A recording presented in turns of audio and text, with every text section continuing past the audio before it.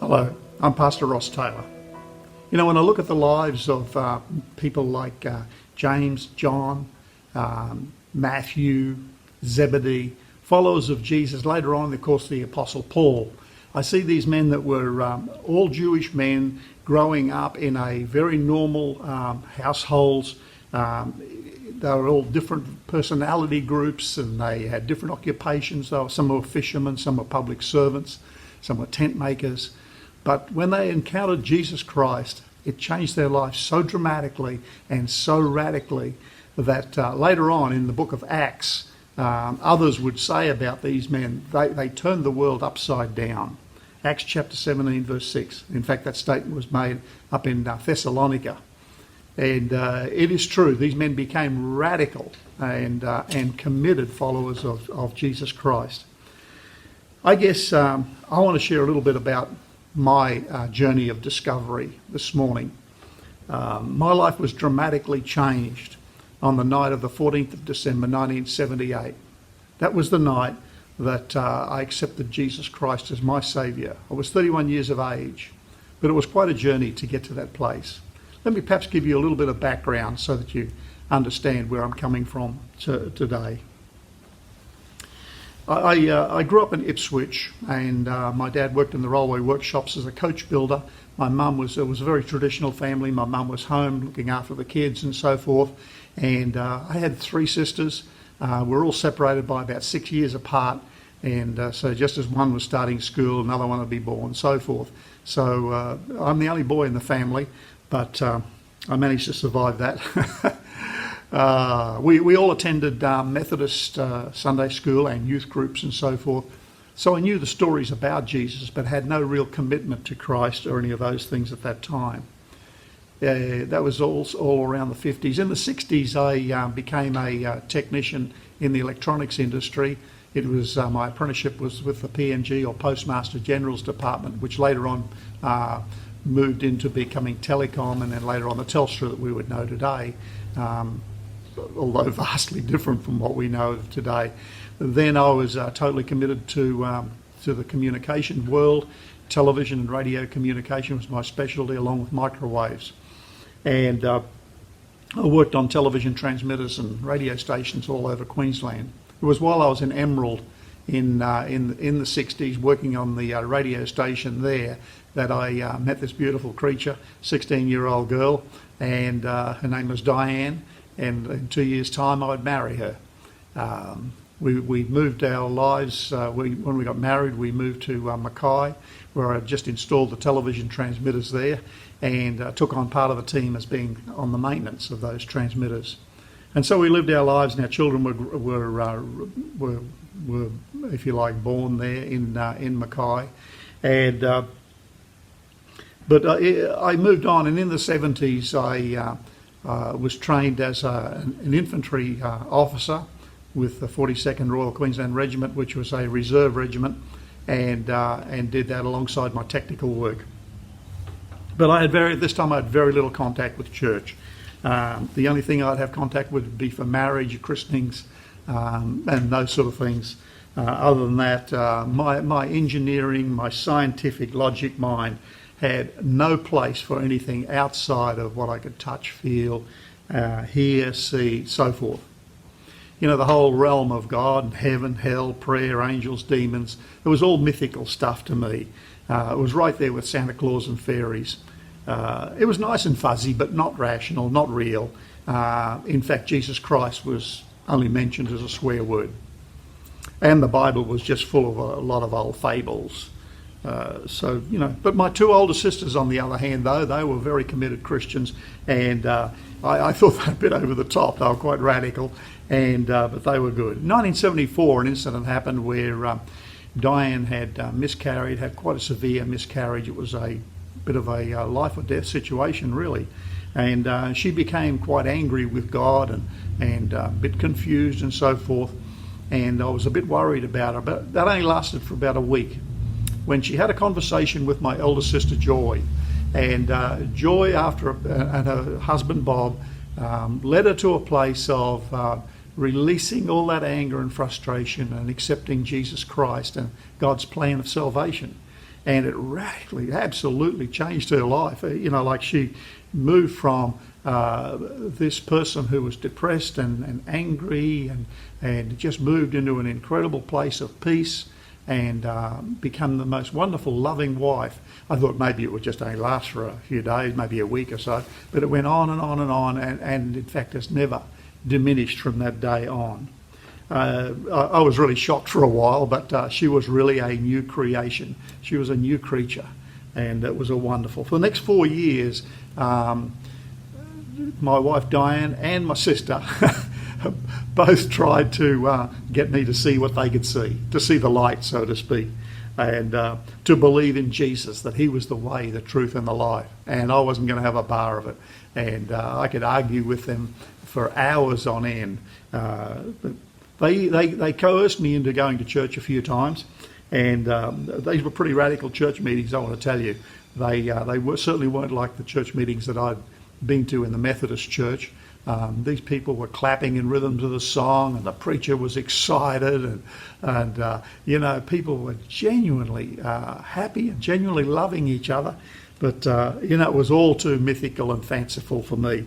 I was much too logic and rational to believe in prayer or faith or heaven or hell, or Jesus was the only way to heaven's, the only heavenly path. Like, hello, you had Muhammad and you had Confucius and Buddha.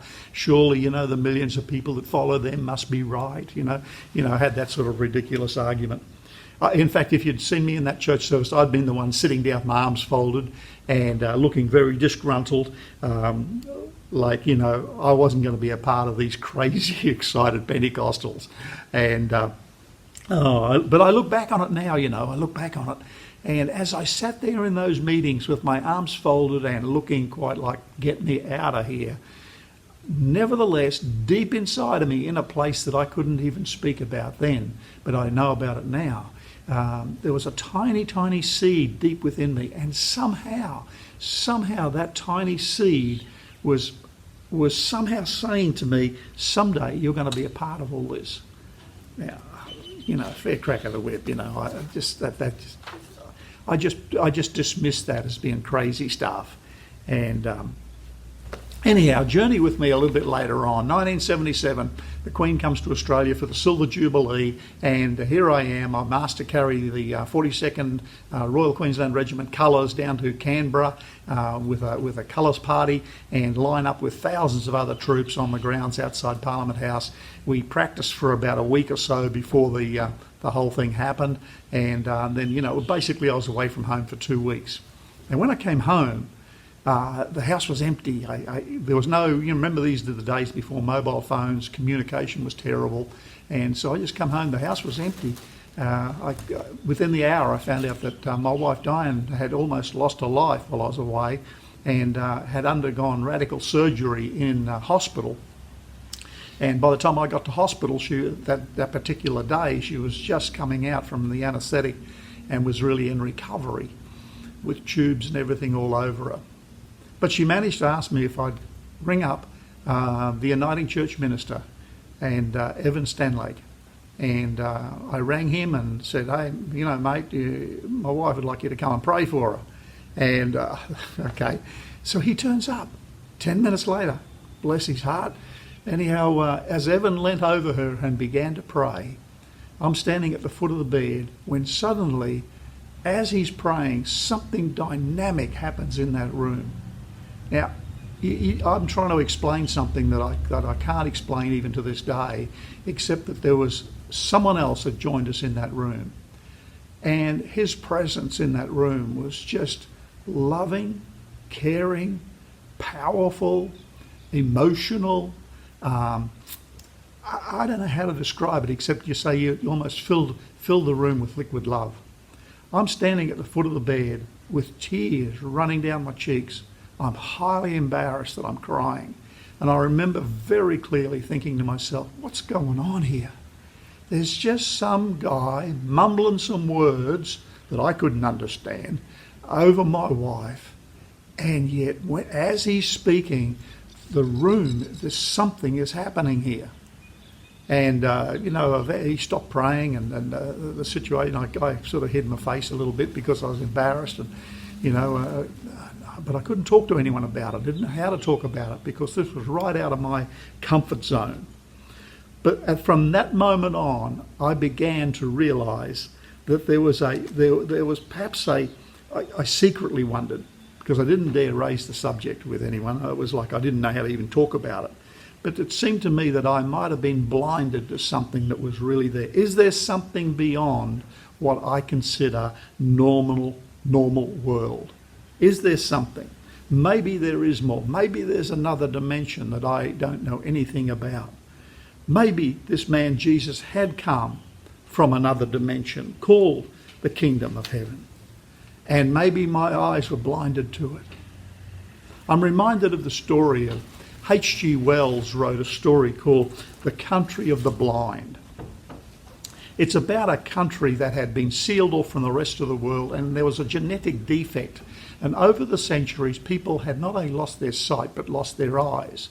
And all they knew about the world around them, the normal sight world that we would see, all they knew was from stories from grandparents and great-grandparents, and they thought that they were mythical stories because they couldn't really see it. Well, a man drops in, he accidentally stumbles in, he comes in through an avalanche. You've got to read the story. It's a good story to read. And he comes in and he survives the avalanche, and he's here in this Valley of the Blind, and he's trying to tell them about the sky and about the stars and about the moon and the world outside, and they think he's absolutely crazy. In fact, they're so convinced that he's crazy that they feel on his face, and they can feel these ball things in his eye, where his eyes are. They can feel his eyes. They don't know what they are, but they think he's some sort of misfit. And their houses haven't got any windows. They work in the night time instead of in the day because they're totally blind, and they could not see. And yet, no matter what he did, he could not describe to them the sky and the stars and the world outside. They just thought he was weird. I just wonder maybe that Jesus came and he's trying to tell us, hey, there's a world that you can't even see, Ross. There's a world that you don't even understand. And I began to think about that. I guess I'm going to finish up with this today because I want to take this journey on another time. But I wonder if you ever looked at some of the writings of C.S. Lewis. I was doing this even this morning as I was preparing this message for you today. And, we need to be able to see things from a different perspective. In my 20s, all I saw was things from a very scientific mind, and shut off everything outside of that. But that day in that hospital room, that was challenged. And I look at the writings of C.S. Lewis, and one in particular is an article that he wrote. He wrote 5 articles to a newspaper back in 1945. The war was just finishing with Germany and so forth. And he wrote this in the English newspapers, and it was called Meditation in a Tool Shed. Do yourself a favour. Check it out on YouTube. Meditation in a Tool Shed. And it's really what I'm trying to say now. If we sometimes... we try to look from just a very scientific world, and we shut out what is actually really happening in a whole nother dimension. I wonder if you'd check that out before I spoke next week and went on with my journey of life. God bless you. I can only imagine when all I would do is forever worship. A number of you have asked, how can I help and in what's going on. Thank you for your contributions. Your financial offerings have been absolutely wonderful. You can go to our website and find out a lot more details about church life if you'd want to know more. In there, if you'd like to make a donation, then also you'll find all our banking details on the page called Donation. And God bless you, and thank you so much for being a part of what we do here in Life Church Ingham. I can only imagine when all I would do is forever worship you.